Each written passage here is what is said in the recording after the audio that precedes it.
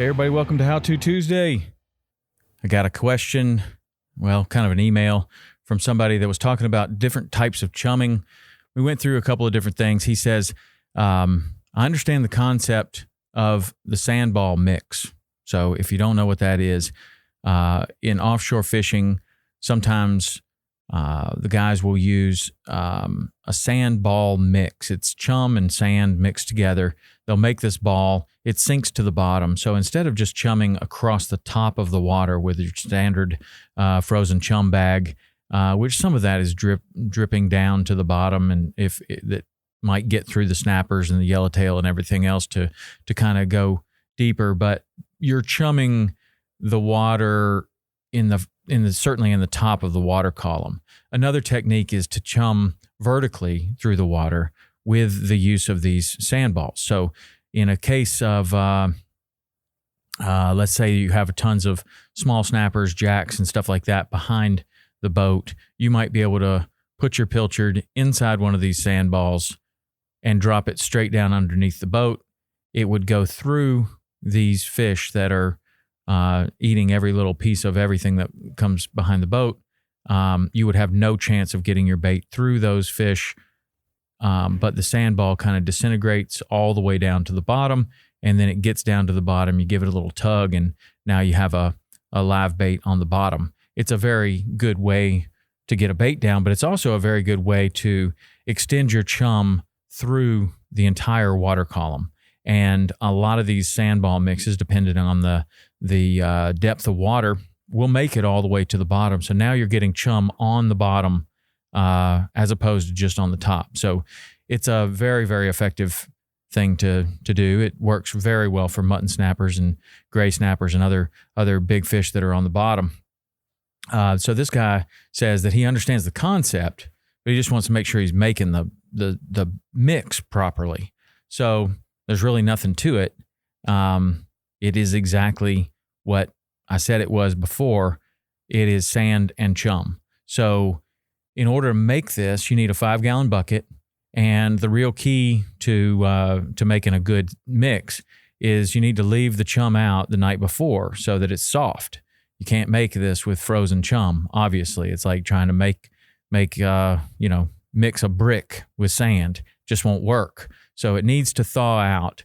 So if you have a hatch or something that, the bilge, you can put a box of chum down there. I usually have it in some sort of a plastic bag so that, when it does start to melt, you're not getting chunks of fish down there. And it would be fine if you had the macerator bait or macerator pumps to where you could, get rid of that kind of stuff. But you definitely, want to be able to clean up whatever hatch you have. So I keep a couple boxes in a plastic bag and just let them thaw out overnight. You don't want to forget about them, because if you forget about them, it's going to really stink, and you don't want that.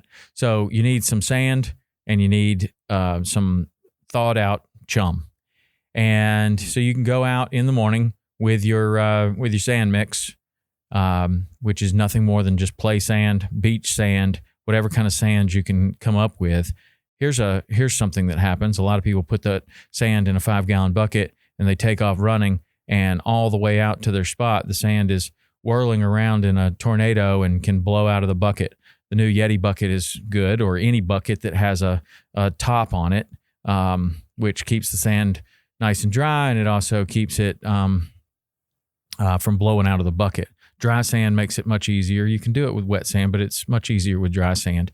So all you're going to do is have a bucket kind of filled about a quarter way up with some sand, and you're going to pour the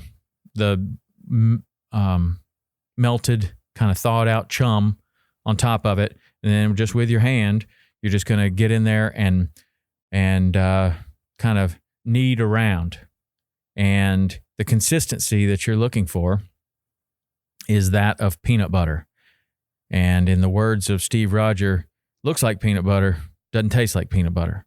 And but it kind of has that kind of sticky peanut butter feel. So obviously, if it's too thick, you got too much sand, you need to add a little more chum, maybe a little water. If it's too thin, which is definitely, I would rather have it too thick than too thin, because too thin won't make, it's like making a snowball with water. It's not going to work. So you want it pretty thick, and you can just continue to add sand until you get it to that thickness, which is about that of peanut butter. And then you can make these sand balls just with your hands, and then you just kind of put them in the water nice and gently and let them fall to the bottom. We've got some videos on some Into the Blue shoots where we follow one of these Chum, sand balls down to the bottom, and you can see how it is just leaving this smoke trail of chum and sand all the way to the bottom. Chum in the water all the way through the water column vertically. So if you don't know how to do that and you haven't done it before, it's a very, very effective technique. It just takes a little bit of preparation. Just thaw that chum out. Make sure you got sand. Try to keep the sand dry. And that way you can add as much or as little as you need to get that proper peanut butter consistency. Then, when you catch this big mutton snapper that you've never caught at your yellowtail spot, tag me in a picture. Send it to me. Send me a picture. I'd love to see it, because it's going to work. It's going to work. Take a bottom rod out there and put a bait on the bottom.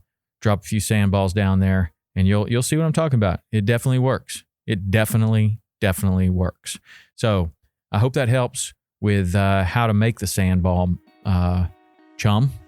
And if it does, let me know. Send me an email, podcast@saltwaterexperience.com. And as always, I thank you guys for rating and reviewing the show. We're getting more ratings all the time.